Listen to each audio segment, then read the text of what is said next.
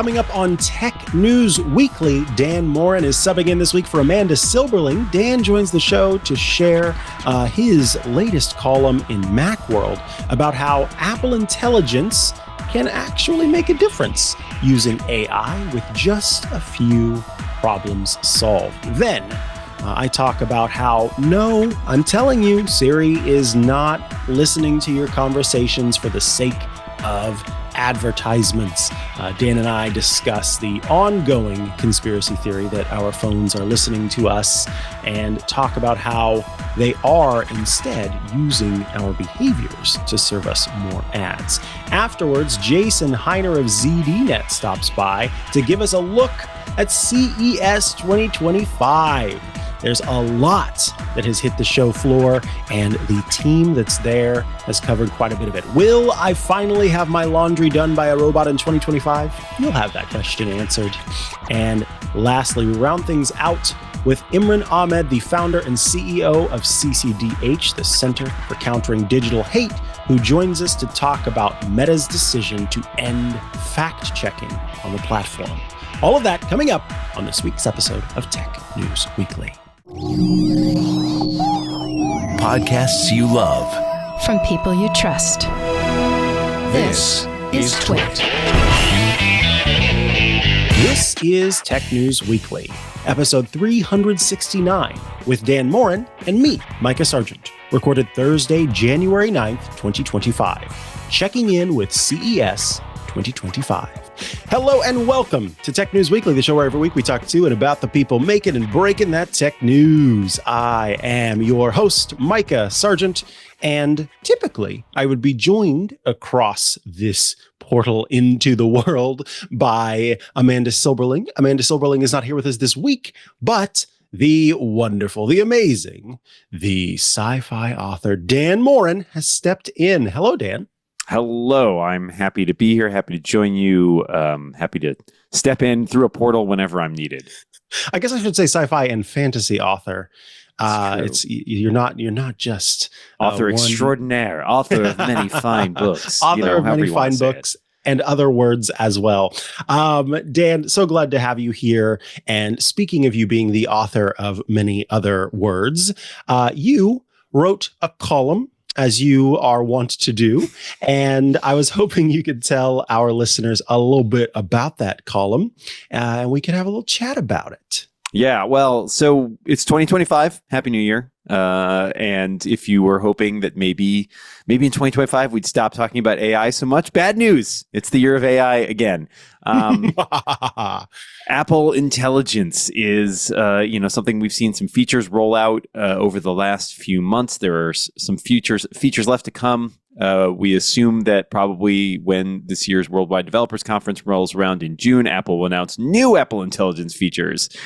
And so far, I think the reaction has been largely underwhelming to the features that have been released. There's a lot of questions about why did they choose to do this? What is this feature? Who is this for? Does anybody want this?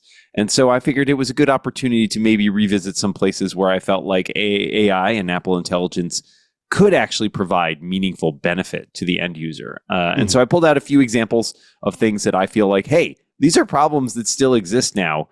Why aren't we using AI in some way to deal with them? And so some of the examples I give, I talk about spam. I don't know about you, Mikah. I still get a ton of spam. I have tried various things. I've tried built-in spam filtering from, mail. I have tried, I'm using Spam Sieve right now, Spam Sieve, and it's somewhat better, but also it's just different, different stuff gets exactly. through. It's just different spam that gets through. Yeah, exactly. And I kind of sit there thinking, how are we still dealing with this problem in 2025? And it feels like exactly the kind of thing that Apple Intelligence and AI would be better at, because those are so good at pattern matching and looking at things and being able to figure that out. Mm-hmm. And I am frankly shocked that we are still dealing with this. Doesn't seem like Apple has touched its spam filtering systems in mail for years. There is still no spam filtering on iOS or iPadOS. There is a junk folder. You can move stuff to it, but it doesn't move automatically unless you're using spam filtering either on your Mac or it's looking at something from your server. Holy But cow. As far as I know, I don't think that is doing any filtering on device whatsoever. And you speaking of spam, it's interesting that, I mean, you really have kind of hit the nail on the hidden head, because I had not Don't hide your considered. nails. Bad idea. Yeah, don't hide the nails. Let them be seen, because I had not considered the fact that, yeah, there's a lot of attention being focused on attention, meaning trying to show you the things that it thinks you want to see, Right. as opposed to working on maybe the things that you don't want to see. Well, yeah, and think about it, because we've seen that priority message thing in the new mail where it like highlights stuff, and I know lots of people who have been like, it highlighted spam, and it's like, well, why is that even there, right? Like, and there's a lot of data out there, one would think, for training on things we don't want, as opposed to things we do want. So yeah, it's kind of weird. I find that very strange. I mean, and I'll throw into that too, which I did in my column, messages, because SMS and iMessage spam has also gone up a lot, and the spam filtering tools on there make mail spam filtering tools look good, because there's basically nothing. Messages that has a couple filters, which it's like, okay, look at all unread messages, or look at messages from known versus unknown senders, which is really mainly just people in your contacts or not, which is helpful, but it's not really a solution to the problem. And then there's also some additional problems with like SMS spam, because if you get SMS spam on your phone, and you also have, say, text messages forwarded to your Mac or to your iPad, deleting it in one place doesn't delete it in any place else. Deleting it and reporting it as junk doesn't even block the sender. Like, again, these tools are totally befuddling to me for 2025, where it feels like we should be much better equipped at dealing with this. So, especially with iMessage, a system that is nominally entirely under Apple's control, they should have much more rigorous like spam filtering there, I feel like. And again, it feels like a place where AI could be very helpful, or at least start suggesting, hey, this message seems fishy. This might be spam. And that would be a great addition as well. I didn't even think about this at the time, but it'd be a great addition as well for helping people avoid scams, right? Yeah, we've all seen all those SMN scams where it's like, click on this phishing link, or, hey, give me, I'm from tech support and want this information from you. It feels like this would be a great place to be tagging those and saying, hey, something seems a little off about this. Like, maybe exercise some caution before you click any links in this message, or make sure that you verify who the sender is. I feel like all those things are great. And I'm pretty sure that's something that is happening on the Android platform. There is more attention being paid toward identifying scams and phishing attempts and labeling that stuff. That should be happening on iOS. Right. And I feel like some of what's to blame there is sort of an Apple ethos thing, where it's like, well, we don't even want to admit that there's problems on our platform, which is unfortunate, because it is a real thing, and it feels like someplace AI could help. One of the other things I suggest in there, search via Spotlight on both the Mac and iPhone, iPad. It's kind of lackluster. The other day I was trying to say, hey, I wonder if I can just type in like, hey, show me every file edited in the last 30 days. And you type that in Spotlight, it doesn't do anything. You type it into Siri as a chat, it says, maybe ChatGPT could answer this question. And it's like, I hope not. I don't want ChatGPT to know about all my files. So it feels like another missed opportunity, because I do like, the ability to type to Siri or combine that. Why is Siri a separate thing from Spotlight still in terms of typing? Like, that's kind of a mess. On the iOS side, if you have tried to use search on the system settings to find a particular preference pane, it's bad. It's real bad. Type in messages, you're going to get dozens of responses, because it shows you each individual entry for each app that has like a messages related feature in it. You will scroll through dozens of entries before you find the one you're looking for. And the worst part for me is that literally right before we did this show, I can't remember now what setting it was, but there was a particular setting that I wanted to disable this morning. And I knew the name of it, so I typed it in, and I knew it existed, but the search sort of gets ahead of itself. And so it's telling me there are no results. Yes. Then you wait for a couple of milliseconds, and then it shows me the result I'm looking for. Don't say there are no results. That's ridiculous. It feels like asking somebody who's like bored and not listening to you. They're like drinking a cup of coffee and like, no, I don't know anything about. Oh, were you asking about this? Sorry. Yes, I do know something about that. It's really bad. And so search, again, feels like a place where maybe some AI could be useful in terms of helping people more easily find what they're looking for, surfacing the correct results. Seems like a great idea. And Apple has never been terribly great at search. So maybe this is an opportunity for them.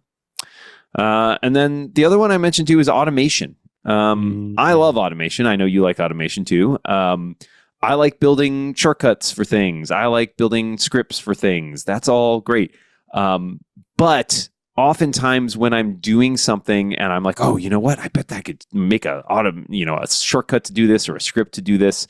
And I open up shortcuts and I'm like, I don't even know where to start. I'm thinking about this, right? I'm stuck.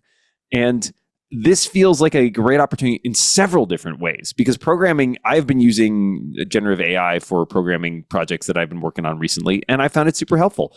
Mm-hmm. Is it wrong sometimes? Yes, it's 100% wrong sometimes. You got to check it, but it's still really helpful because it knows a lot more than I'm going to learn in the time available to me. So being able to say, hey, help me write this shortcut to do X, in kind of a natural language and have it be like, okay, so here are some steps you might want to take. Here are the things you want to look at. That'd be great. Even better if it's proactive and it notices, hey, I see you doing this task a lot. Seems like an automation could save you some time because that's great. The first example is great for people like you and me who know automation tools exist and know some of these things that are capable with them. But the average person doesn't use shortcuts, doesn't touch these things, wouldn't even know unless you surface it in some way that, hey, maybe there's an easier way to do this, or maybe I could save you time in the future. And I think all of these things kind of go to the same root of the issue, which is, look, Apple has predicated so much of its history and so much of its product design on making things that are not only user-friendly, but like get out of your way and help you get more done with this technology, right? It's about making technology less impenetrable and less confusing and simplifying things. That goes all the way back to the root of Apple making computers. And it feels like these are examples where using AI could really be, in sync with Apple's values around these things and get out of the way and make it so that I spend less time managing things on my device, dealing with spam, trying to find the right files, doing time-consuming tasks that could be automated. If you can use AI and take those things out of the equation and it gives me more time to get the things done that I just need to get done, that's a net win, and it's good for Apple. It looks great. It is again a testament to these devices are designed to help you get more out of your life, not to give you more tasks you need to do in managing your own technology. Exactly. Yeah, that's been one of my favorite features for an application I've used for a long time on the Mac, Text Expander. It has a local feature where it can, because the whole thing runs on needing to know what you're typing in order to do the different commands that it does. And for people who aren't familiar with Text Expander, it's a little sort of snippet tool where I can type in a little short phrase and then it turns that into whatever I want it to be. So an example of that would be that I regularly send out interview invites for this show. And I have a lot of that set up to where I need to type in 3 letters and then it expands into this whole bunch of text about how we have a team that does tests for video quality and stuff like that. And one of the features that it has is what you were talking about, Dan, that proactive thing where it goes, hey, I noticed that you type this phrase a whole heck of a lot. Maybe you want to create a little snippet for that, make that a little bit easier for you. And something that expanded on that would be really, really cool to see. So and it takes things to the next level too, right? Because once you start doing that a few times, people are like, oh, there's this tool available. And next time they find themselves doing something else, they're like, oh, I know, I'll use that tool, right? Like if you're typing little text expander with, phrases and it's like, you can make this easier. The next time you have a giant set of text that you keep typing, you'll be like, oh, I should just use text expander. Exactly. All righty. We need to take a little break here before we come back with my story of the week. I'm joined this week by Dan Moren of 6 Colors, subbing in for Amanda Silberling, who will be back with us soon. Thank you, Dan. Now, let's talk about Veeam, who are bringing you this episode of Tech News Weekly. Without your data, your customers' trust turns to digital dust. And that is why Veeam's data protection and ransomware recovery ensures that you can secure and restore your enterprise data wherever and whenever you need it, no matter what happens. As the #1 global market leader in data resilience, Veeam is trusted by more than 77% of the Fortune 500 to keep their businesses running when digital disruptions like ransomware strike. And that's because Veeam lets you back up and recover your data instantly across your entire cloud ecosystem, proactively detect malicious activity, remove the guesswork by automating your recovery plans and policies, and get real-time support from ransomware recovery experts. Data, it's the lifeblood of your business. So get data resilient with Veeam. Go to Veeam, Veeam.com to learn more. And we thank Veeam for sponsoring this week's episode of Tech News Weekly. All right, we are back from the break, and that means it's time for my story of the week. Apple published a little blog post yesterday entitled Our Long-Standing Privacy Commitment with Siri. And in it, Apple kind of outlines how it says Siri protects user data, including on-device processing, including kind of not doing a whole lot of collection of data whenever it does Siri requests, and of course, things like private cloud compute, which is new to the system as of the AI additions.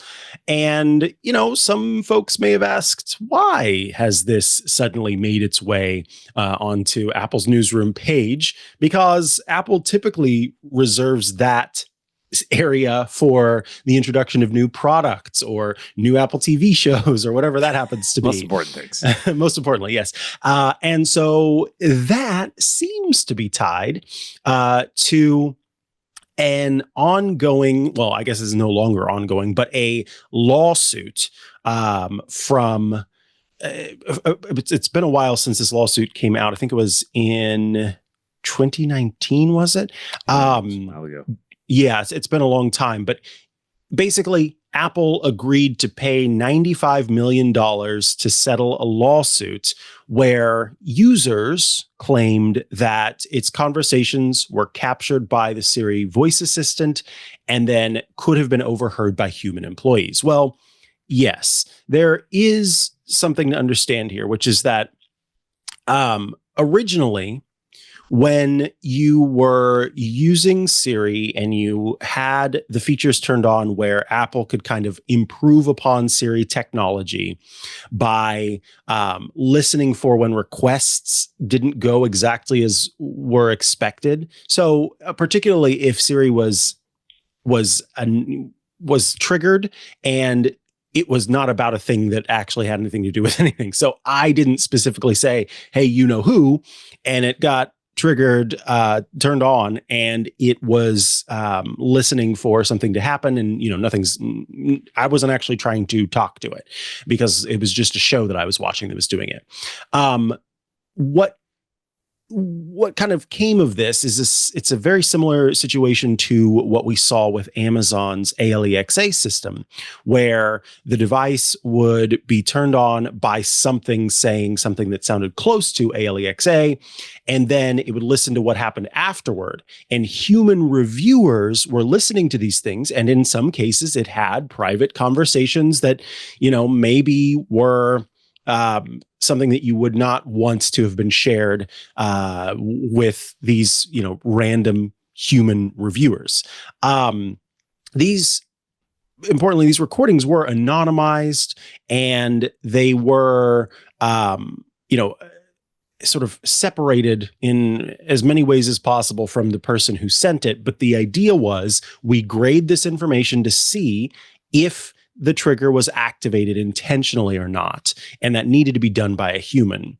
But the concern, and this is the new thing, is that that data, which again are sort of recordings that were listened to by humans, and the lawsuit, which had to do with human beings listening to it, which led to Apple being more clear about what was involved whenever you opted into allowing for your Siri interactions to be trained, were specifically for that.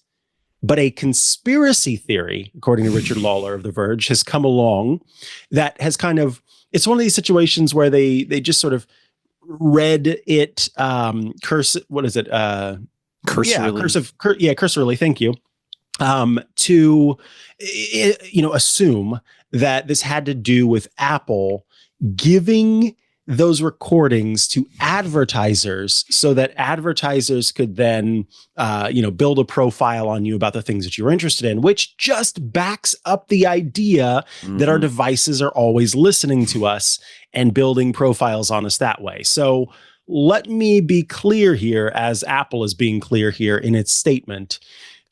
This data was not shared. Well, according to Apple, we always need to say that was not shared with advertisers to build marketing profiles. It wasn't sold to anyone for that purpose. Apple says it has never used Siri data to build marketing profiles. It has never made it available for advertising, and it has never sold it to anyone for any purpose. That doesn't surprise me. I think for some people, sure, they hear Apple is paying $95 million to settle a lawsuit, and you only hear about it being a lawsuit about Apple Siri recordings, and you're going, oh goodness, where were they sharing them? But no, that is not the case. As Apple's listening to you right now, Micah. Oh, that's going right back to Apple Park. Oh, they know where you are. They know where you they live. Know what I'm talking about. They know what you're talking about. You're in trouble. Dear. You're going to see ads for Apple everywhere. This is one of those pernicious things, though, right? I know I get this question from friends and family a lot. Mm-hmm. Oh, I just was talking with someone in my in the living room about this product, and then I scrolled through Instagram and saw an ad for this product. My phone is clearly listening to me, and I understand why people draw those conclusions, right? Like, it does seem like a very clear causal link, but it is generally not the case. And the truth of it is actually, in some ways, far more frightening, which is that these companies build these elaborate marketing models of you, and they know so much about you. Like the famous stories about how, I don't remember which retailer would like suggest, like pregnancy products, like before somebody even knew they were pregnant. Because it is building these very advanced profiles, and it's got access to so much other data that you're leaking. It doesn't need to listen to what you're saying in your living room. It already knows everything about you. Mm-hmm. But in this particular case, I am not surprised at all about Apple's statement. It strikes me as very much in line with what they have said in the past, as well as in line with who they seem to be. Now, I'm sure there are people who will just be like, well, that's what they say, but there's no way to know that for sure. And it's like, yes, that is true. But at that level, you can't trust literally anything. So it's not even worth having a discussion about if you can't trust what somebody's saying. They're saying a thing. If they turn out to be lying about it and somebody finds out, they will be in a whole heap of trouble. And so they are going to have a lot of lawyers who are going to be very, very careful. And if they're using these absolute words like never done this, never, nobody has ever seen this, we have not sold it to anybody, you better believe that has run through many, many, many, many lawyers. Absolutely. Yeah. It's interesting how much these devices can be linked together. And, the other aspect of this is if not everybody in a home is following that exact same policy that you are, the way that you protect your accounts and the way that you sort of obscure your data online, that makes all the difference. And so, I had just the other day, another moment where I had remembered we had some friends over, and I remembered talking to them earlier in the day about, I don't remember, going to some local event or whatever. And presumably one of them had looked at the ticketing site where this event was taking place, And because they were on my guest network, which of course to the outside world had the same IP that I would have connecting to my actual, non-guest network, then later on when I was browsing through the social media stream, I got served it like twice, 2 different ads about this specific event.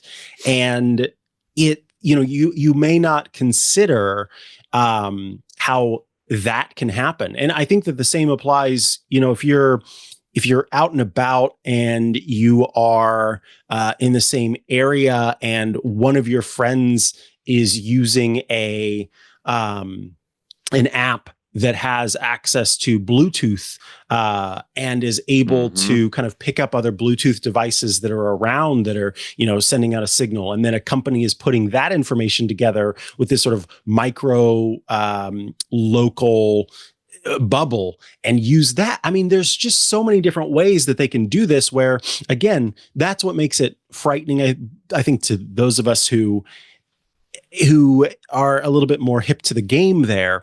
But it just doesn't cross the mind of another person. And so it's easier to think that, oh, yes, they're listening and they're also selling this data. And I think that's the big thing that these companies are regularly combating, right? They have to say, no, we're not doing that. Right. And your point, like you're only as good as the weakest link in your chain. And that chain may not even be in your control if it's people using your Wi-Fi network who are there, visiting friends, family, even other acquaintances. Heck, somebody breaks onto your Wi-Fi network, right? Yeah. That could influence it too.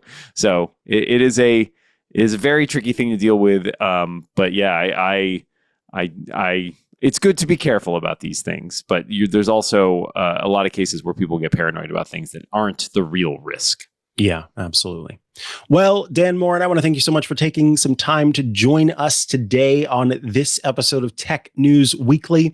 If people would like to stay up to date with what you're doing, where are the places they should go to do that? There are so many places these days, Micah. Too many, some would say. You can find everything about me. Good first stop is dmoren.com. You can see links there to my books. As Micah mentioned, I've written several science fiction and fantasy books. You can check those out. You'll also find links to all of my podcasts, which includes the Clockwise show, which Micah and I host every Wednesday over on relay.fm. As well as my other tech podcasts. And I write a lot about tech. You can find most of that at sixcolors.com, mostly focusing on Apple. I'm also on most of the social media networks. You can search for some variation of D Moren, and you'll probably find me one way or another. Beautiful. Thank you, Dan, and I'll see you again soon. Thanks, Micah. Take it easy. All right, it is time for another break here on this episode before we come back for a little trip to CES. Before we get there, though, let me tell you about US Cloud, who are bringing you this episode of Tech News Weekly. US Cloud is the #1 Microsoft Unified Support replacement. It was super cool to get to talk to the folks at US Cloud and kind of learn how this works and how a lot of people are way overpaying for their Microsoft Unified Support and where US Cloud can do a much better job. We have been talking for a few months now about US Cloud, the global leader in third-party Microsoft support for enterprises. They, by the way, support 50 of the Fortune 500, and switching to US Cloud can save your business 30% to 50% over Microsoft Unified and Premier support. And it's faster as well, 2 times faster average time to resolution versus Microsoft. But now US Cloud is excited to tell you about a new offering, their Azure Cost Optimization Services.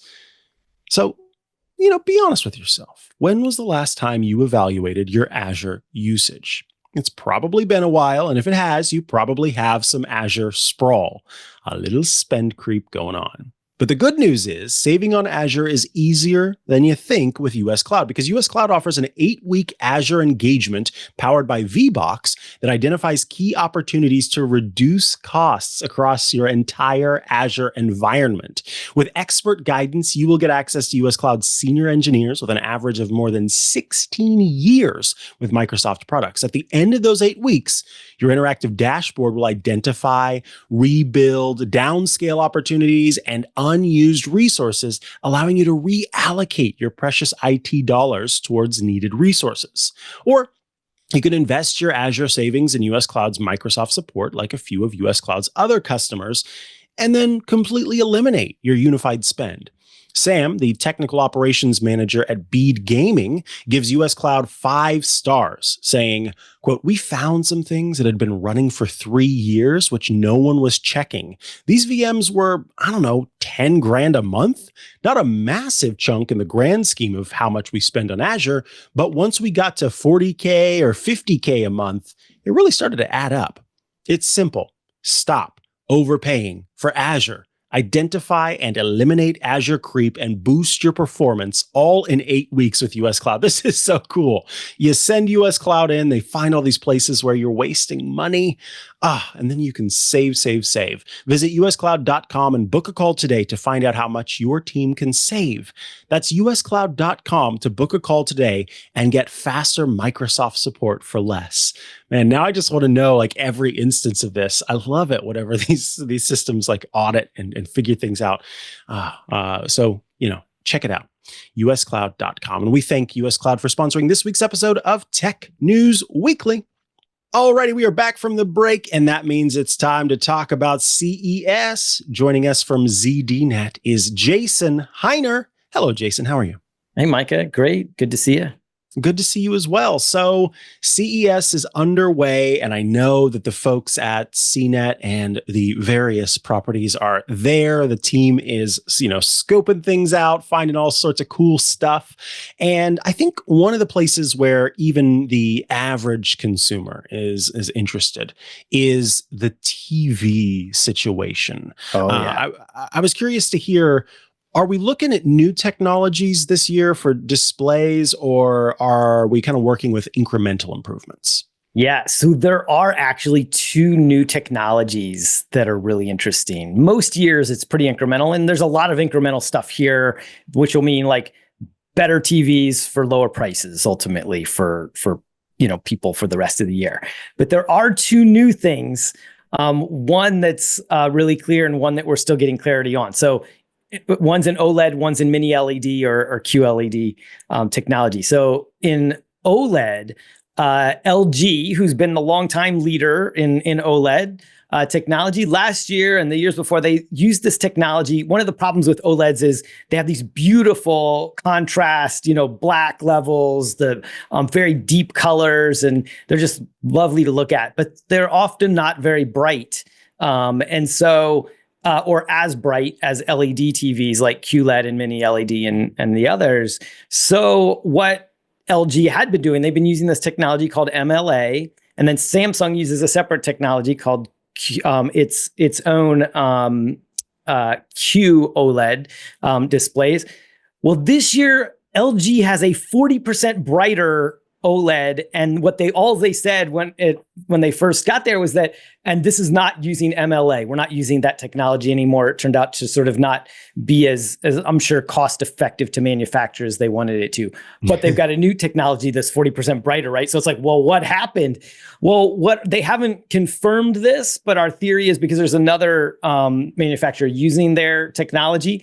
Is that they're using tandem OLED. And if you haven't heard of tandem OLED, this may take you back to when the iPad Pro was announced. It announced this, and it has this amazing display. The new iPad Pros this year had this beautiful, beautiful display. And they announced that this uses tandem OLED. And everybody was like, what's tandem OLED? All they knew is it looked great. And even TV people were scrambling. Everybody was trying to figure it out. Well, what we think is happening, and LG hasn't confirmed this yet, is that LG is using tandem OLED in this display. So it's essentially 2 panels on top of each other.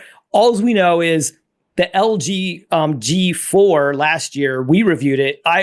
When I looked at it, it was the best TV I'd ever looked at. It is so good. And this one is 40% brighter. So it solves sort of the biggest challenge with that one. So this is a new one. And that's a big deal. So the other one that's really interesting, and I'll keep this one shorter, is Hisense announced a new type of mini LED. So that's those are the two big, competitors right now are OLED and mini LED. But it uses, for the backlight, it uses a special form of backlight that uses, instead of just pushing a bunch of light through, it colors the light with, it has RGB. So essentially it's an RGB mini LED. They're gonna call it, something I'm sure more flashy than that, but Yeah. but it's a special form of mini LED that nobody had seen before until now. And what it does is it takes and it goes in the opposite direction. Whereas mini LED and QLED and these other LED kind of TVs, they've always been really bright. They're wonderful to look at, but they don't quite have the depth of color and the contrast that OLED does. So now they are getting more with this technology, they get more like OLED. They have this more kind of color that just really sort of pops and has that level of depth and contrast. So in a sense, these technologies are getting closer together. And I think it's going to be interesting to see, but I think that in the short term anyway, this breakthrough from Hisense may be the one that impacts consumers more, because that technology is likely to be cheaper and more accessible to more people and will be in future TVs, not just this year, but especially in years to come. So it's a pretty exciting year for TVs. Absolutely. Yeah. That actually was really exciting, because I was worried, I guess, that this was going to be kind of a year of the incremental improvements and the almost a wider gap between what OLED can provide versus the sort of standard LED LCD display. So it's cool to hear that they're still working on that. They're closing the gap, which is interesting. Yeah, that is interesting. Speaking of display technology, something that just kind of blew my mind was the stuff that Lenovo announced. It's like trying to find a way to make mobile computing, I guess, as productive as I find my multiple display setup that I have going on here. So tell us about what Lenovo announced. Yeah, Lenovo has, and it's interesting, we've seen the last few years, Samsung Display has been showing off these concept of different kinds of displays: rollable, foldable, extendable. Even this year they had one that you could sort of press from the back and it's sort of like bendable in the middle. Really interesting. But essentially Lenovo is taking some of this. We don't know if they're using Samsung Display or who they're using, but they're using one of these advanced display makers. And they have a laptop that you basically just sort of wave like this, and what your laptop is, that screen goes from this to like extends upward and essentially double the size.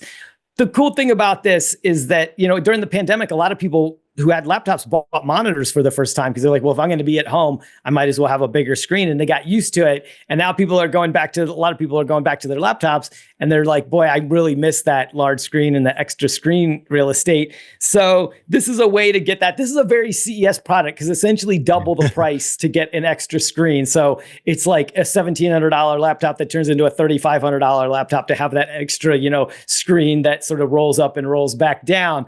When you can get for $100 or $200, you can get a little display that you just can, attach to the side of your monitor. So I wouldn't recommend this product to a whole lot of people, but it is an interesting concept, and it shows that, that they're pushing the boundaries. Like I said, this is a very CES product. It's one that gets a lot of attention, but I don't know how practical it is for most folks.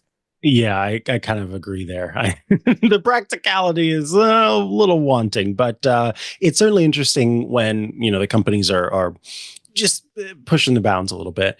Now, I think one area that every year I've gone to CES, I have, been hopeful about.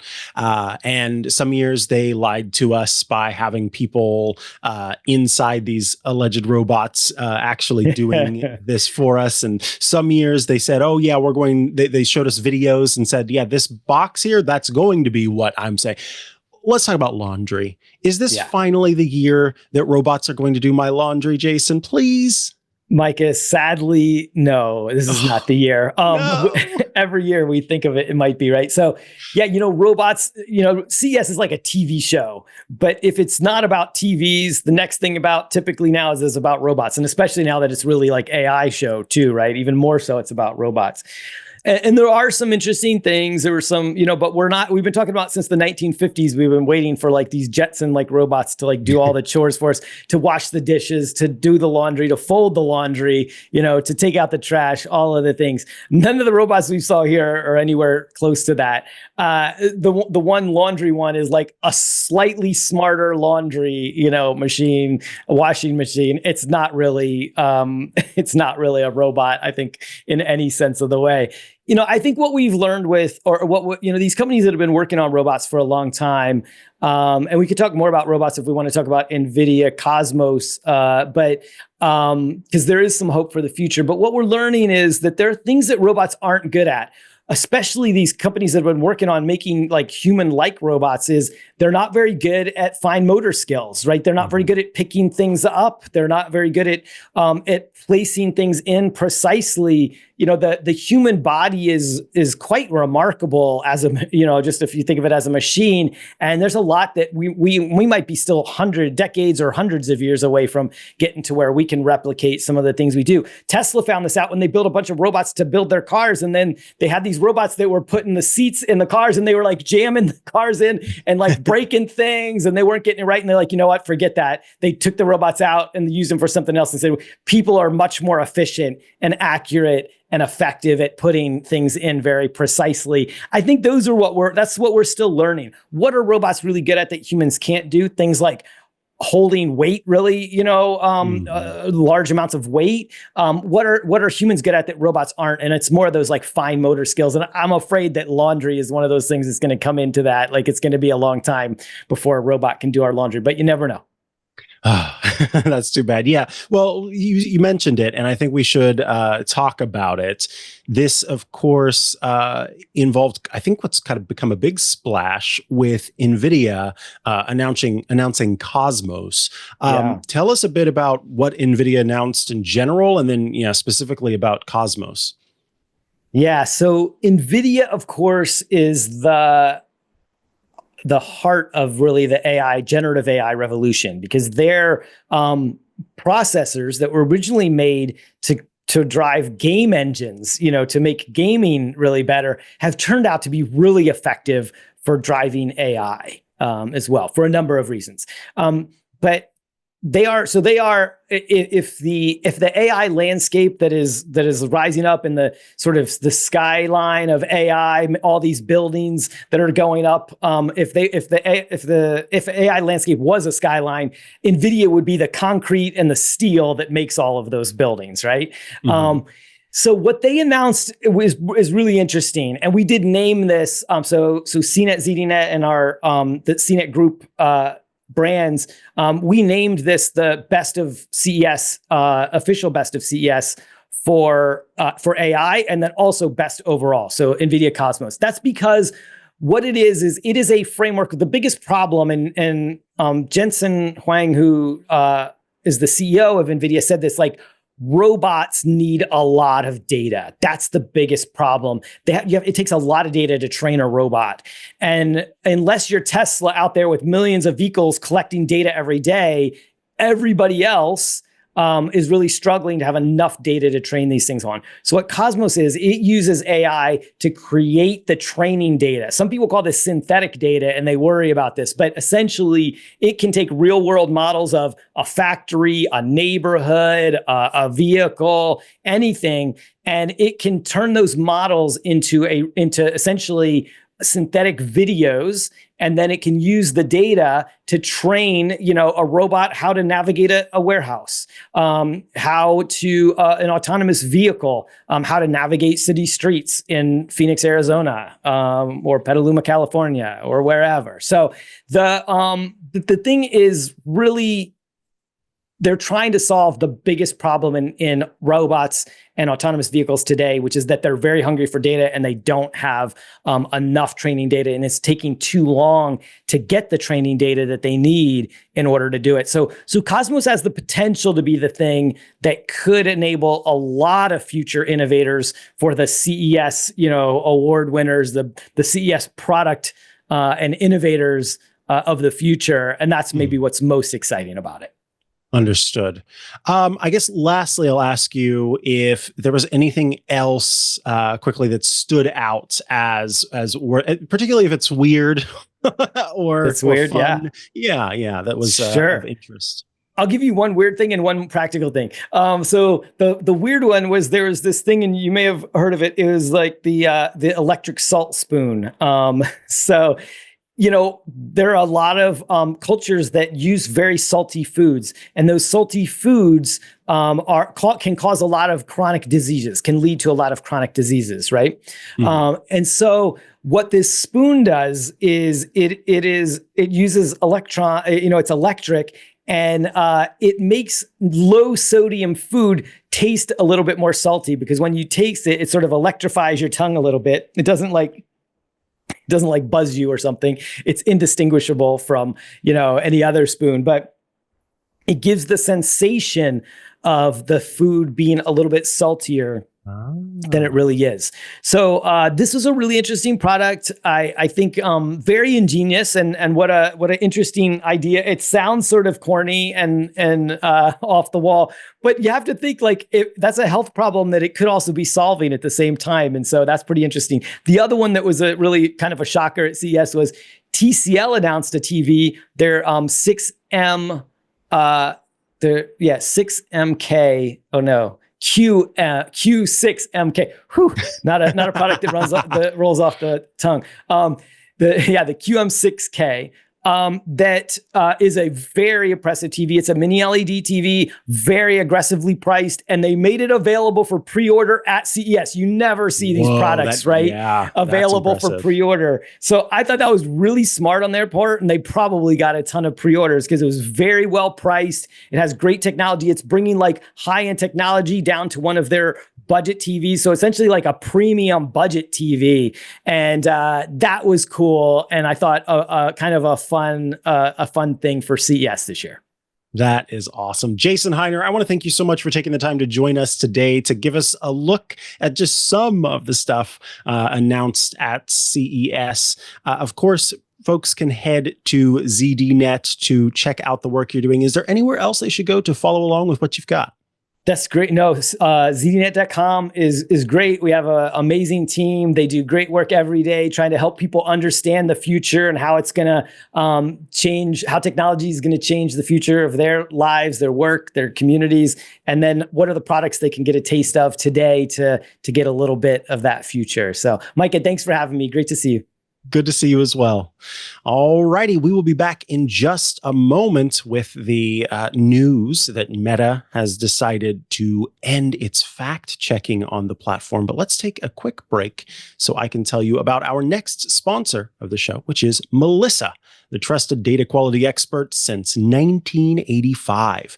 With Melissa's launch of the Melissa Address Validation app in the Shopify App Store, Shopify Plus merchants now have access to a critical data quality tool directly from the address expert. Key features of the Melissa Address Validation app include real-time address validation, so customers are immediately notified if the address they enter contains errors or needs correction, preventing shipping delays and reducing return rates. Global reach, the app validates addresses in more than 240 countries and territories, standardizing them according to local postal regulations.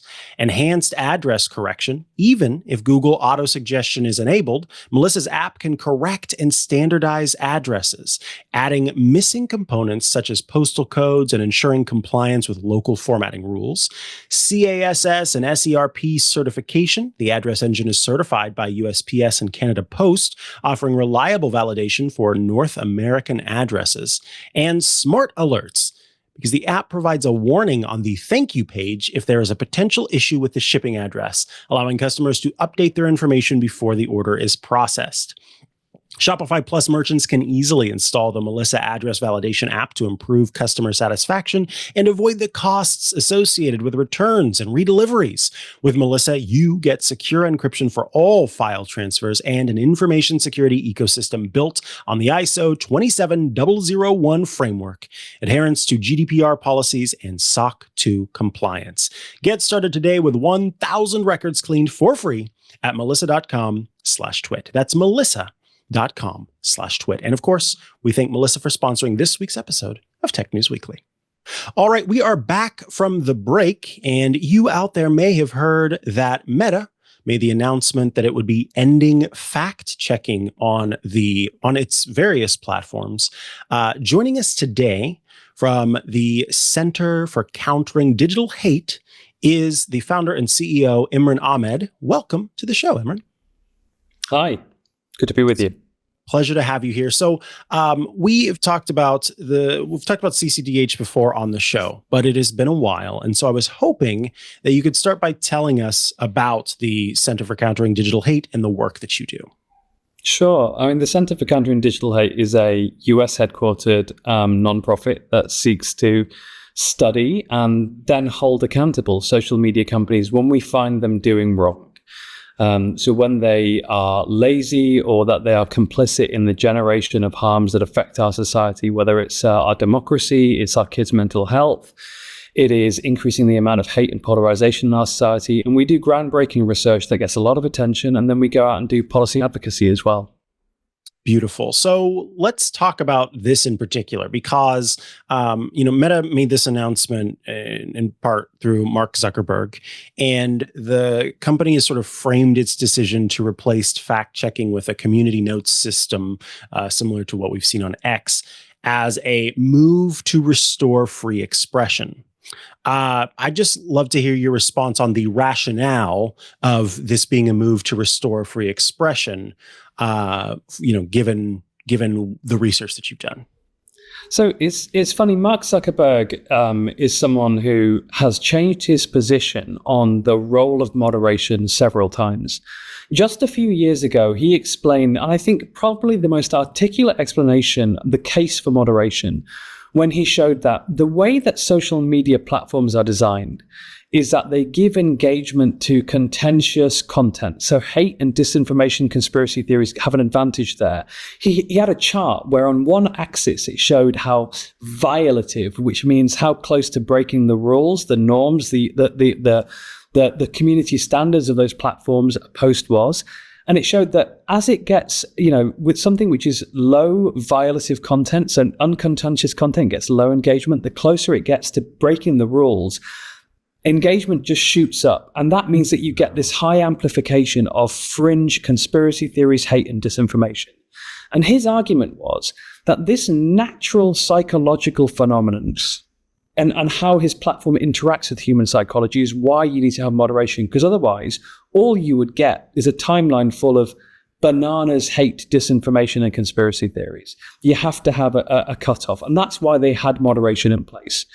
He now appears to have said, he's said that one thing, he knows it to be true, and he's made this incredibly articulate explanation of why we need moderation. Not that any of his platforms were very good at it, but they had something. And now he's saying, well, for short-term political gain and to avoid me having headaches, and because in part there has been movement around the world, including in the US, for social media companies to be held more accountable and responsible for online harms, whether it's the UK's Online Safety Act, it's the EU's Digital Services Act, Florida has just enacted a ban on social media for kids under 14. He's saying in order to sort of stave off regulation and to try and win some political allies, I'm going to completely change my position on this. Now, in your statement in the sort of press release that you sent out via email, you mentioned that this change, quote, turbocharges the spread of unchallenged online lies. I was hoping, it's kind of built into the sentence there, but can you elaborate on how removing fact-checking might amplify misinformation and hate speech on Meta's platforms? Because I think some people would say, well, those community notes features are there, so will it actually? Well, we actually did research on community notes on X, and we discovered that disinformation spread on that platform. The disinformation itself got 13 times as many views as the accompanying notes. So that's the problem with it, is that it's too little, and often it's too late, because it takes time to gain the consensus required on a note for it to be displayed. Someone can spread disinformation and there's no delay. To put a note up takes time because it requires consensus, which of course you don't require for the initial post itself. Mm-hmm. And we also found that 75% of correct community notes, which align with the findings of independent fact checkers, in short, are true, were not displayed on the accompanying disinformation post because they hadn't reached the threshold of sufficient votes to be displayed. So, the system doesn't really work that well. It's a limited solution. I'm not saying it's a bad thing. I'm saying it's insufficient on its own and forms part of a portfolio of actions taken by platforms to prevent them being overwhelmed by disinformation, hate, and conspiracy theories. But Meta has decided, and this is not about them switching from one system to another. They have made an active decision to let liars, snake oil salesmen, fraudsters, hate actors, propagandists for foreign autocrats like Vladimir Putin, Xi Jinping, and Ayatollah Khomeini unleash a tidal wave of disinformation, many times the size of anything we've seen to date. And this will inevitably increase the spread and the visibility of unchallenged lies. It will worsen the spread of hate, create more risk to our communities, damage our democracy, our public health, and the safety of our kids.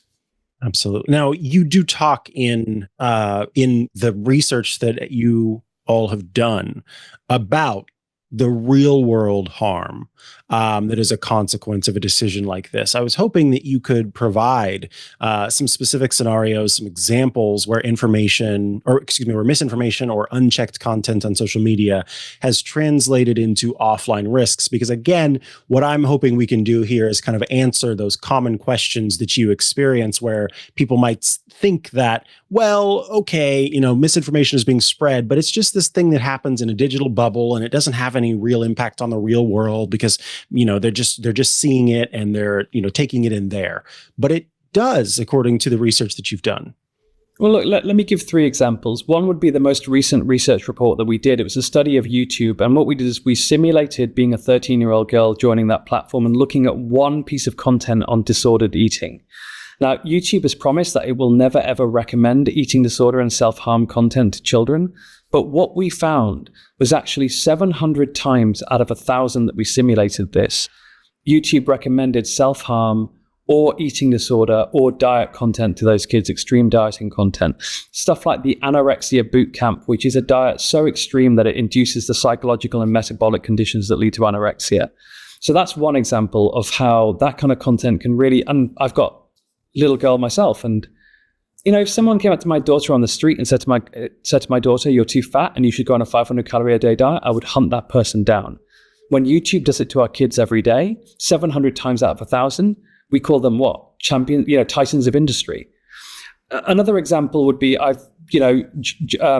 this summer or last summer, we had riots in the UK which were caused by disinformation spread after 3 sweet young girls were murdered by a lunatic. They were stabbed to death in Southport, which is near where I grew up in the northwest of England. Immediately, there was disinformation spread on X that it was a fresh off the boat asylum seeker, a Muslim who'd committed these acts, amplified by Elon Musk himself on X. And that led to the worst race riots in my lifetime in Britain. And that was all based on a lie. That was someone who was born and bred in the United Kingdom that had committed these terrible, terrible acts. And the third example would be, I think that what I don't want to sort of name particular examples, but I've just been speaking to a mother of someone who was bullied online, and her son took his own life. Her name is Kristen Bride. Her son's name was Carson. He was 14 when he killed himself because he was being bullied online. Again, this is going to allow abusers and hate actors and bullies and the most malignant types of people to run amok. And it causes real world harm, whether it's riots, it's kids with eating disorders, or it's suicides. Mm-hmm. Now, Mark Zuckerberg highlighted the trade-off, as he saw it, between reducing mistakes and increasing censorship in moderation. Do you believe that there is a middle ground Meta could have pursued instead of completely and fully abandoning fact-checking altogether? The answer isn't a middle ground. It's to do better at what they do, have more people, spend more money, think harder. Look, these are meant to be the world's cleverest people, right? Or they certainly believe they're the world's cleverest people.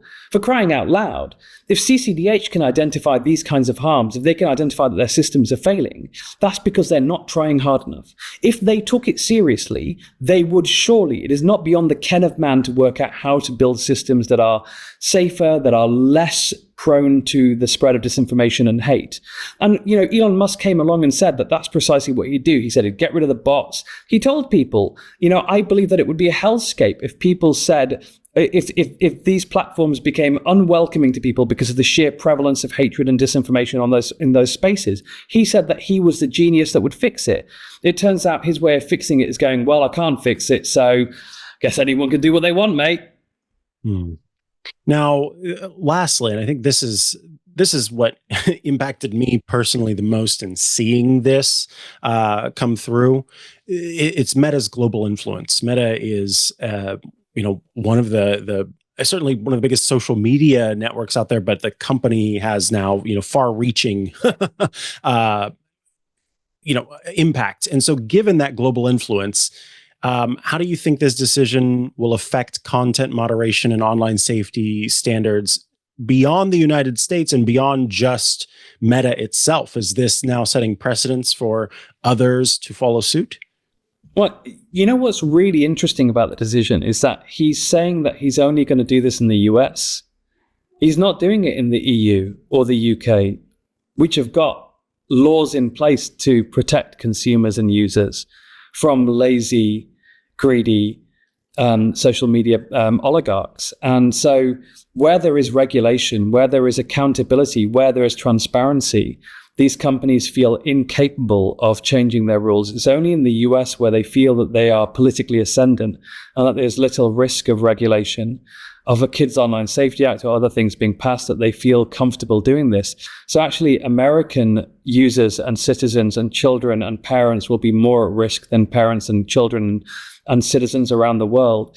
But I do think it's indicative of the direction of travel they want to take us in. And the truth is that, the disinformation that's spread in the US by US actors on innately globalized platforms means that a rise in disinformation and hate in the US on those platforms will inevitably cause impact around the world. And when these platforms have negative impacts in countries that simply aren't able to cope with it, you think about the Rohingya Muslims in Myanmar. Facebook at one point acknowledged that it had been partly responsible for a genocide because of insufficiently robust moderation. For him to sit there and tell us that he thinks now that moderation's gone too far, I think the truth is quite the opposite. Imran, I want to thank you so much for taking the time to join us today to talk through this decision that came through and from the sound of it caught the fact-checking partners of Meta off guard as well. There's a lot of great research that's going on via CCDH. If people want to be able to see that research and keep up with what you all are doing, where is the place they go to do that? Well, please, go to counterhate.com. We ourselves have never been a fact-checking partner to Meta. We don't work with the platforms or take their money. But I know lots of great and wonderful people have been, and I'm thinking of them right now because they're people who've been fighting for the truth, for decency, for science, for democracy. And they've really been, we've taken a real knock in that progress.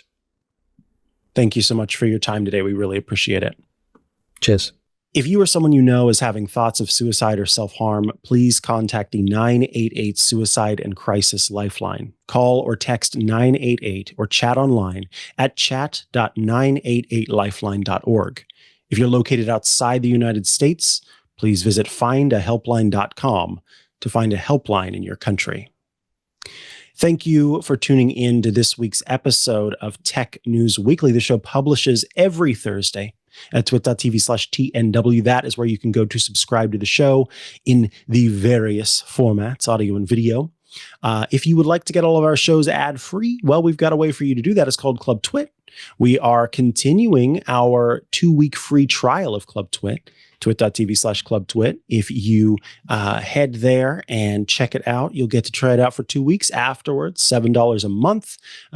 So you can stick around for a long time. And when you do, you gain access to some pretty awesome benefits. Every single one of our shows ad-free. It's just the content, none of the ads. You also gain access to the Twit Plus bonus feed that has extra content you won't find anywhere else behind the scenes. Before the show, after the show, special Club Twit events get published there, and access to the members-only Discord server, a fun place to go to chat with your fellow Club Twit members and also those of us here at Twit. And on top of that, you will also gain access to the video versions of our online Club Twit shows, like iOS Today and Hands on Mac and Hands on Windows. So be sure to head to twit.tv/clubtwit to get all of that. If you are a member of Club Twit already and you're watching live, so you're hearing this, don't forget that we also have the referral program where you can earn months of Club Twit for free. twit.tv/clubtwit/referral. If you're tuning in or if you're listening afterward, I want to remind you about the 2025 Twit Audience Survey. We'd really love it if you hopped online and checked out the survey, filled it out for us. twit.tv/survey25. The annual survey helps us understand our audience so we can improve the listening experience. Super easy to take. We've run some tests to make sure everything's working as it should, and so I can confirm it only takes a few minutes. Head to twit.tv/survey25 to take it. Don't wait. Please take it before it closes at the end of January. And of course, we thank you for doing so and for helping to make Twit even better. We appreciate it. twit.tv/survey25. If you love the work that we do, show us by heading to that link, twit.tv/survey25. Thank you all for tuning in today. You can find me at Mikah Sargent on many a social media network, or head to chihuahua.coffee. That's CHIHUA.coffee, where we've got links to the place where I've got links to the places I'm most active online. Check out Hands on Mac and iOS Today, which will publish later today, as well as Sunday, where you can check out Hands on Tech. Thanks so much, and I'll see you again next week. Hopefully with Jennifer Patterson Tui, who should be back from CES by that time. So I'm looking forward to that. Bye-bye.